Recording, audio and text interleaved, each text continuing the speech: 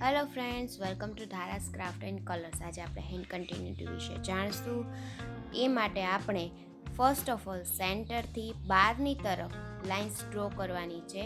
Centre તરફ dark અને બહારની તરફ આવતા એને આપણે લાઇટ સ્ટ્રોક આપવાના છે.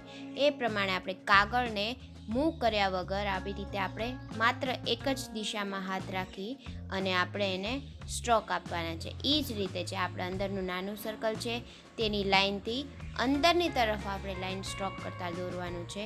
કાગળને મૂવ કરવાનો નથી, બરાબર?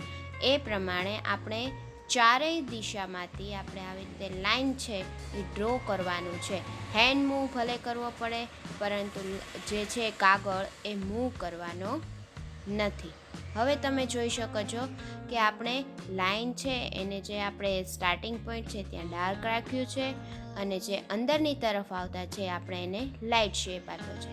ત્યારબાદ બહારનું સર્કલ છે ત્યાં આપણે આવી રીતે 4 પાર્ટ્સ કરી લીધા છે અને ચારેય પાર્ટ્સના જે પોઈન્ટ્સ છે ત્યાંથી આપણે એને આવી રીતે રાઉન્ડમાં લાઇન સ્ટ્રોક મારવાના શીખવાના છે. આથી તમને જે ડ્રોઈંગ છે એમાં લાઇનના સ્ટ્રોક આવે છે, એમાં કન્ટિન્યુટી આવે છે.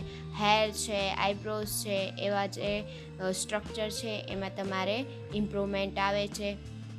અને આ માટે તમારે આ જ રીતે લાઇન સ્ટ્રોક આપવાના છે અને આની તમારે ખૂબ જ પ્રેક્ટિસ કરવાની છે.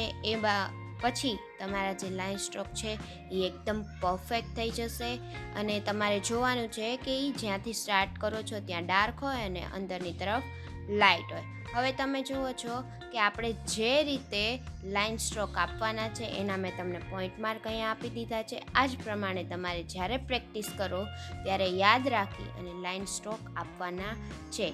દરેક પોઈન્ટ્સથી ડાર્ક અને જે એન્ડ પોઈન્ટ છે ત્યાં લાઇટ. જુઓ, આ જે છે એ તમને વિડીયો છે એ લાઇન સ્ટ્રોકમાં મદદરૂપ. વધુ વિડીયોઝ જોવા માટે લાઇક, કમેન્ટ એન્ડ સબસ્ક્રાઈબ કરો.